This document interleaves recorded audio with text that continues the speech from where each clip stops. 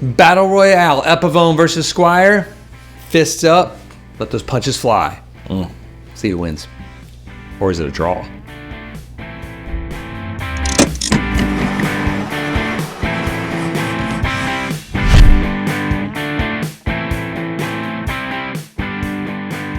Hey, it's me, Baxter. And Jonathan. At Casino Guitars. Coming at you slow and soft. Soft and slow. One more time. Slower, softer. I had to go opposite of hard and fast. Gentle. You're a gentle man. It's like Bryan Adams. Just I feel like he's a slow, soft lover. No, we were getting passionate about Epiphone and Squires this morning. Ooh, we were. Shot, which is a good thing. We got to shoot a video on it.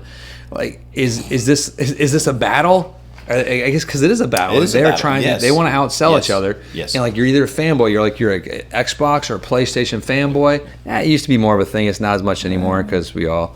But anyway, does one of these win, or is this like Rocky? Is it like a nice little hug out? What do you mean? There's a clear winner in every Rocky. Baxter. I mean, sort of clear. I don't know. I feel like, I guess so. All that matters is he defeats the Russian. I mean, that is all that matters. And that is, that's four, isn't it? Then they do love each other at the end. It's true. You're right. You're right. Yeah. That's I haven't seen that movie in years. I feel like it doesn't age as well as I would like it to. I don't know. Okay, so Epiphone puts out some of the sexiest, sauciest guitars we've seen in a long time. Yes. We have stay tuned for next week. We got a whole bunch of stuff on the Gibson universe. But Fender puts out some of the most solid, by the book, by the numbers, Squire, talking about pieces too that bang out at a decent price. And they're pretty sexy lately. They've had some cool stuff. So we were getting deep into like classic vibe. It's like still one of like the hands down, I think, best affordable guitars. Yes. So how a lot of this started too was like, let's say you were on tour and let's just pretend, and like your bus caught on fire. Everything. And everything you had in it burned up. Yes. Or you're at home. This happened to Jonathan. This did happen to me a lot. And the insurance covered everything, right? Not really. No, they covered the van.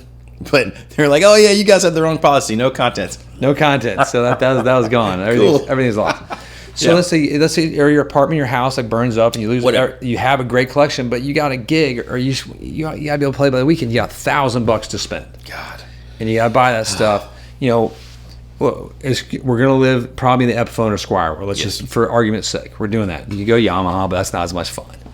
Let's just go Epiphone Squire for the time. Yeah, no, we're Epiphone Squire. Battle Royale. We want those behemoths just fighting. That's the thing. That's the gist. Okay, so what are you getting? I think I'm getting a Squire, man. Probably going to classic vibe. Which one? Probably a Telly, just because they're solid. I don't have to worry about the trim. I don't have to worry about it. I feel like it's going to stay in tune. It's just easy. Derek was right when he brought up the three-tone sunburst one. I mean, that with the binding. That's just, that doesn't make sense. I held that up to a custom shop the other day. And I was like, and just going to looks, right? Like just sexiness looks. factor. Yeah, I didn't play it. Doesn't matter. Yeah, no, you're like, wow, okay, I want to go play this. It looks great for the price. When you're looking at $429 for the guitar, what amp you playing? I'm probably gonna have to go buy a used Hot Rod Deluxe. Yeah, because if I got $1,000, because the Hot Rod Deluxe is now $1,000. What about Blues Junior? How much are those now?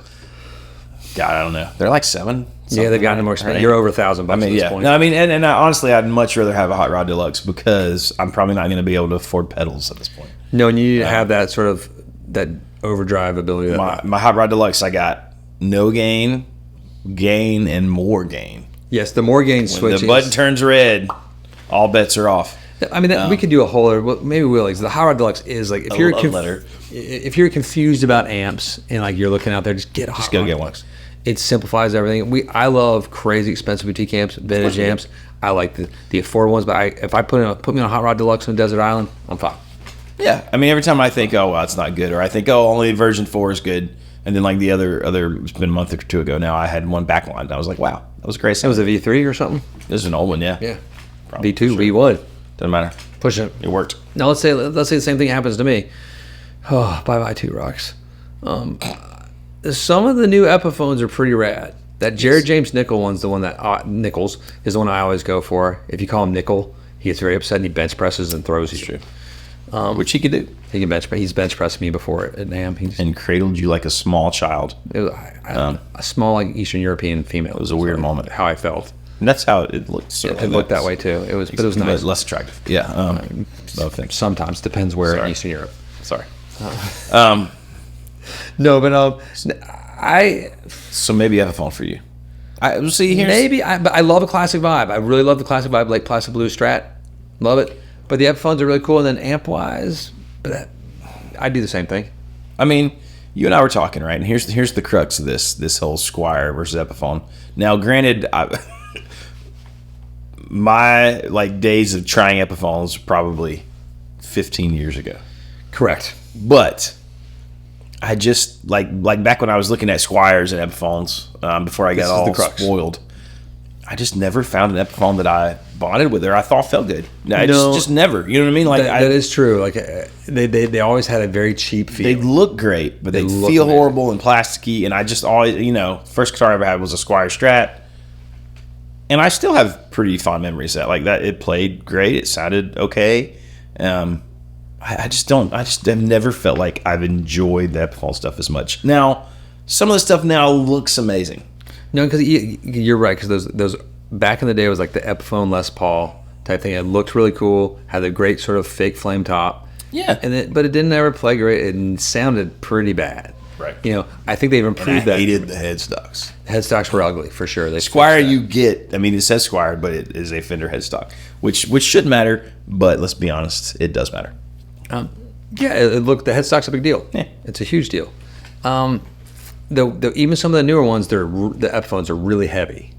Yes. Some of the Hollabays, which I've been sort of like off put by. Some of them feel a little bit cheap and plasticky, but the Jerry James nickel is pretty freaking rad. And I've played some of those inspired by Gibson that came out a little while ago. Some of them are okay. Some of them I still didn't love. I mean, could play. Are they usable guitars? Absolutely. Would I rather have a classic vibe? Yes. I mean, if Noel Gallagher could use them, I guess they're okay, right? Probably okay. I mean, now I would love to play some of the new 335 ones. There's that new one coming out, the artist model that's got the like little sort of diamond F holes. I mean, those look amazing. The Joe Bonamassa ones look amazing. It looks a lot like the Emily Wolf one. Yep, that sort of Trini Lopez type of F holes. So I mean, and they are. So it's tricky. I might go if I'm buying like and I got a show. I want to have a showstopper guitar. It looks pretty cool. I might pop me in. Yeah, but problem. Some of those Epiphones are $1,000. Oh. Some of them are $1,300, and they do look cool. But okay, so we're still an Epiphone. Classic vibe is $429, which again, and that's the top tier of sort of Squire. Right. Like they had the anniversary specials, which did not sell well. The gold plated everything, and that was a little bit more. Even it was almost $500, I believe, $600, and they were selling those at 20 points off, just trying to move them. Yeah. But that's a side story. I think the value, it's a weird thing. Squire still lives in a different universe. That's true. In a lot of ways. And then Epiphone is sort of taken on like the Fender Mexico gauntlet as well. That's probably true. I mean, Epiphone definitely, even at the end of the day, like wins for like sexy looks and like a classier looking guitar probably. Right? Well, then you're asking guys like us that are, we're over 25 years old. Just barely. And hats off again to Paul Rubens, Pee Wee Herman, who just passed away just earlier last week, I think. He was a big it's weird to say inspiration, but I loved him. I did watch Pee Wee's. I loved him from that all the way to Buffy the Vampire Slayer, the movie, where he played the vampire's henchman. That's right. His death scene is Academy Award winning, if anything is, and it's hilarious. It's wonderful. It's pretty fantastic. And Nicolas Cage takes so many notes off of Paul Rubens in that movie from other things, and he's wonderful. Anyway, hats off. Thank you for all the joy you spread in the universe to his family as well. If any of them happen to watch this, doubtful, but still worth it. Worth it. You never know. You never spread know. the love. Maybe you'll get to them. What were we saying? I got distracted. I got so excited. We were just saying that the Epiphones do look very sexy, like they win. And you were saying they kind of live in that Mexican Fender world.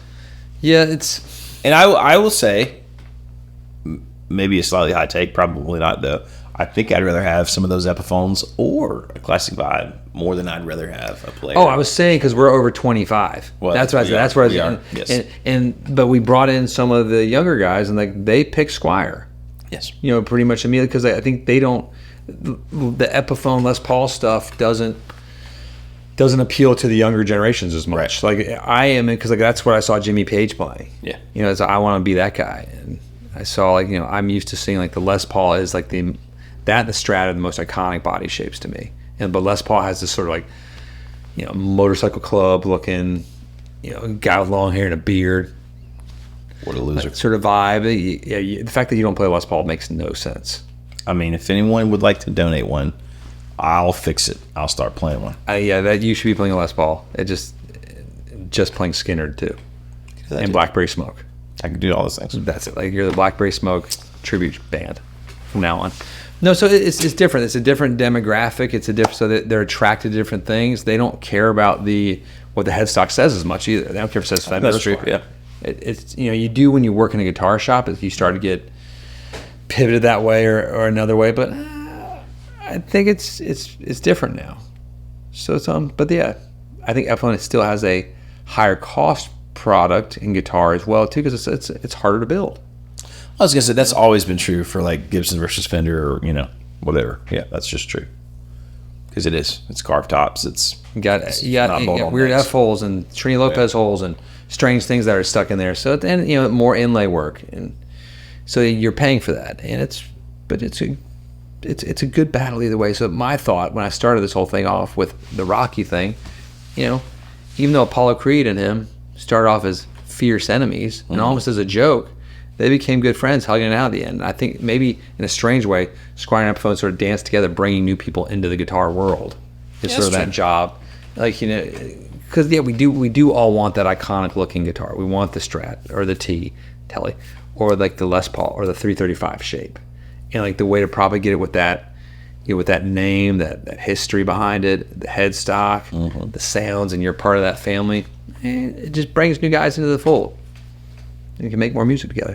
Hopefully that will continue to be the case. I think so, unfortunately. Until Epiphones and Squires are all $3,000 a piece. Then maybe not. Maybe some will feel like so when Squire was pushing $600 right now, I was like, oh, wait a minute. When that happened like last year or something, it was like a full year ago, I believe, when the wheels came off of what was happening with Fender Squire. I didn't know what was happening.